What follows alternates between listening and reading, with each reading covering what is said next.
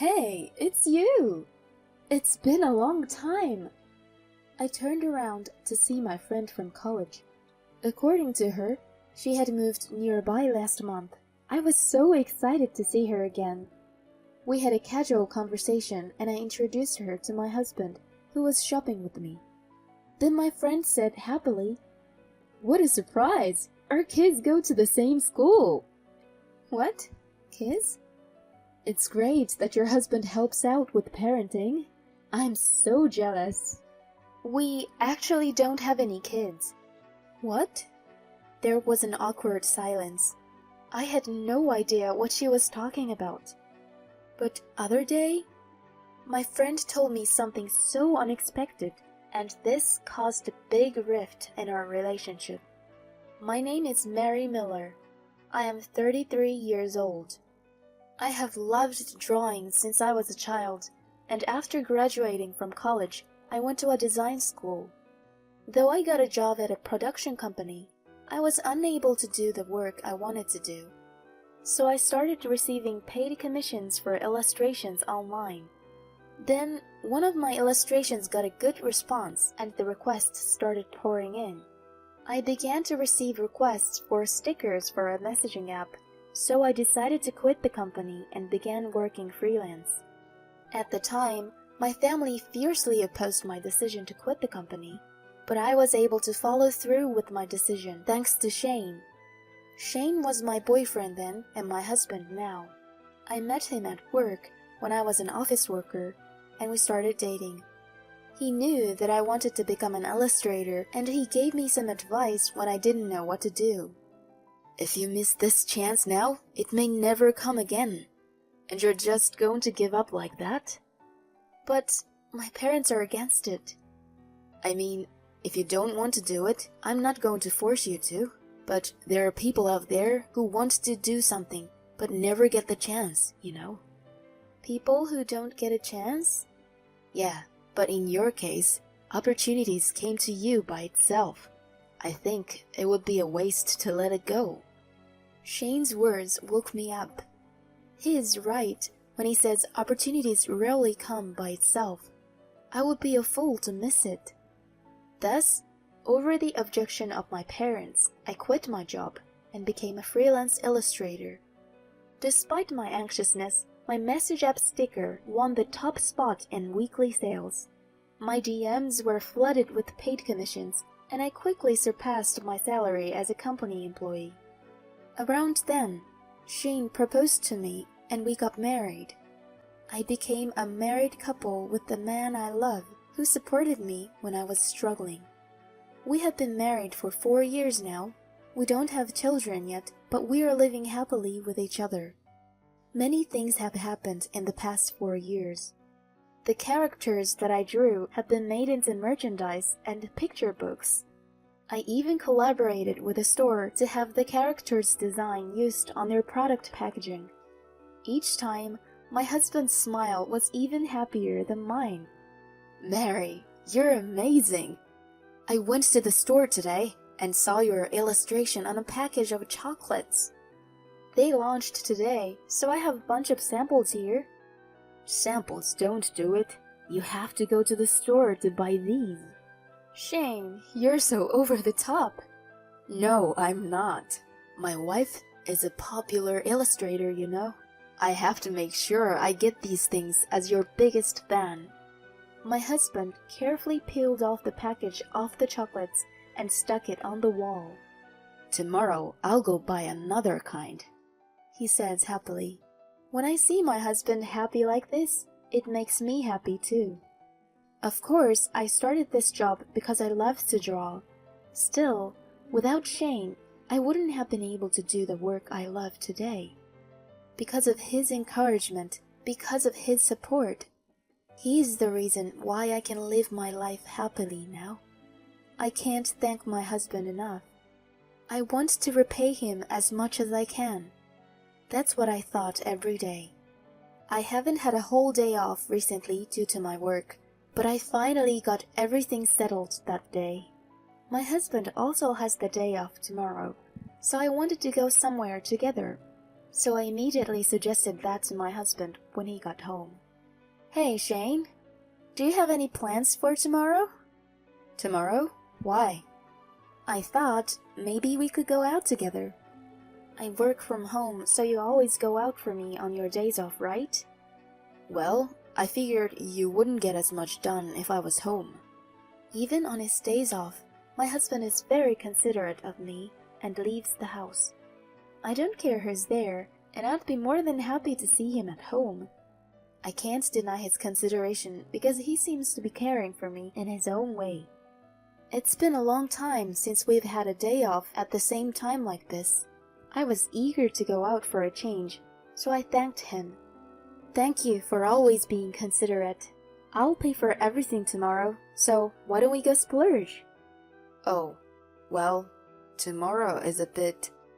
What? You're off work, right? Actually, I have to work on my day off. I'm having a hard time with my current projects, so... You never used to have to work on your days off. You must be really busy. Yeah, you make a lot of money, right? So I thought I'd better not let you down. Shane, we don't usually talk about it, but there is a big difference in our incomes. Shane works for a small company, so his salary is about average. I, on the other hand, earn quite a bit of money from collaborations with various companies and regular sales of app stickers. Perhaps my husband is self-conscious about that. However, if I told him that he didn't have to worry about it because I earn the money, it would destroy his pride.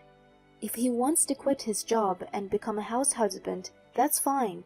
However, he is still working as hard as he can to keep up. If that's the case, it would be unreasonable for me to refuse that. I felt sad, but I tried to smile so that he wouldn't be bothered. Oh well, if you're busy with work, I guess there's nothing I can do about it. Let's go on a date some other time. I'm sorry, Mary. It's your day off, so you should go out somewhere to get your mind off of work. Yeah, I'll do that. It's okay to relax at home, but it's more refreshing to be outside. Yeah, perhaps watching a movie or shopping. Oh, that reminds me. Can you get me a new wallet that'll suit me? My wallet is starting to tear. I'll pay you later. Okay, I'll get you a very stylish one. So the next day, I went shopping by myself. I'm always busy, so I save up a lot of money. Sometimes I get a little scared because my savings are so much bigger than when I was an office worker. I'm completely useless at housework, so I leave all the bank accounts to my husband, and he takes care of all of the household expenses. I use credit cards for purchases, so I only have the statements of what I have spent. The money is deducted from my account, so of course I don't bother my husband. On this particular day, I was looking for a wallet for my husband and found a perfect one. It was a bit pricey, but I was going to give it to him as a gift to thank him for always supporting me. Can I have this one, please? Can I get it wrapped as a gift as well? I'm just giving it to my husband. I just bought the purse he asked me to buy. Some may think that. But for me, even these small surprises are part of our communication as a couple. I hope he'll be happy. With this thought in mind, I went home. However, my husband didn't seem to come home, and after 10 p.m., I received a message that he would be working overnight. In the past, he used to call me when he was about to head home and have dinner with me, but recently, I feel like this is happening less and less. Is it just he works overtime and comes home late? Or is he just concerned about me? I felt an indescribable feeling. After that, we continued to miss each other, and the time we spent together decreased drastically. I couldn't even give him the wallet I had purchased for him. Then one day, my husband asked me if I wanted to go shopping with him out of the blue. Although I still had some work to do, I was happy that he asked me out, and I readily agreed. We went to a shopping mall a few blocks away and looked around the various stores. Hey Shane, let's get a new matching mugs. Oh, that's a good idea. We've been using our current one for quite a while. There's a lot of cute tableware too. I'm gonna go check out the glasses over there. Okay. We've been using our current dishes since we got married, and they're nicked in some places. While I was looking at the pretty tableware, a voice called out to me from behind. It's you, Mary. It's been a long time. I turned around to see my friend from college, Emily. Emily! Wow, it's been so long! How have you been? I'm doing great. How long has it been? I haven't seen you since we graduated from college, so it's been more than 10 years. You haven't changed at all. And you look as cute as ever, Emily. Oh, please. I'm exhausted every day. Well, what brings you here today? I heard that you got married and moved to the East Coast with your husband. My husband gets transferred a lot with work, so we actually moved here last month. Oh, I see. I was so excited to see my old friend again, especially because I didn't have any friends nearby that I could meet so easily. What are you doing here today? Are you here alone? Emily asked me, just in time to see my husband coming this way. I called my husband and introduced him to her. Emily, this is my husband Shane. I've told you about marriage, but we haven't had a wedding, so this is the first time you've seen my husband, isn't it? My husband smiled at Emily and introduced himself. Emily has a husband too, so we may be able to be family friends in the future. While I was imagining such a thing, she said happily, What a surprise! Our kids are in the same school. What? Kids? The unexpected statement made me pause for a moment. We don't have a child, so we've never even been to a school. Without noticing my agitation, Emily continued with a smile. It's great that your husband helps out with parenting. I'm so jealous. Parenting? What do you mean by that? It's not every day that a father comes to pick their child up from school. I'm the one who always picks up my kids from school. Your husband is so nice. Wait a minute. We actually don't have any kids. What? There was an awkward silence. I had no idea what she was talking about. I looked at my husband, who had turned pale and was slumped over. I asked Emily why she thought we had a child. She was slightly confused, but started talking. I saw your husband at my kid's school the other day. You mean Shane? Are you sure? He was tall and good-looking, so he was getting a lot of attention from the other moms. He came to pick up a girl and left holding hands, so I thought, we don't have kids yet. You sure you're not mistaken? I'm sure of it. I'm sure I'm not lying. Then, it appears to be true. My husband, who had been listening to our conversation, was shaking next to me, breaking out in cold sweat. I told Emily I'd be in touch and walked back to the car with Shane. Can you explain to me what's going on? I asked him, but he wouldn't open his mouth. So I took his phone and started checking. My husband was yelling at me to stop the whole time, but it didn't matter anymore. I got around and checked the phone and found videos of a girl and messages with a woman who was most likely the woman he was cheating on me with. Are you saying that this girl is the child between the woman and you? No, that's just her kid. But the girl in the video on your phone calls you Daddy, right? That's because I'm like a father to her. So does that mean the affair is true?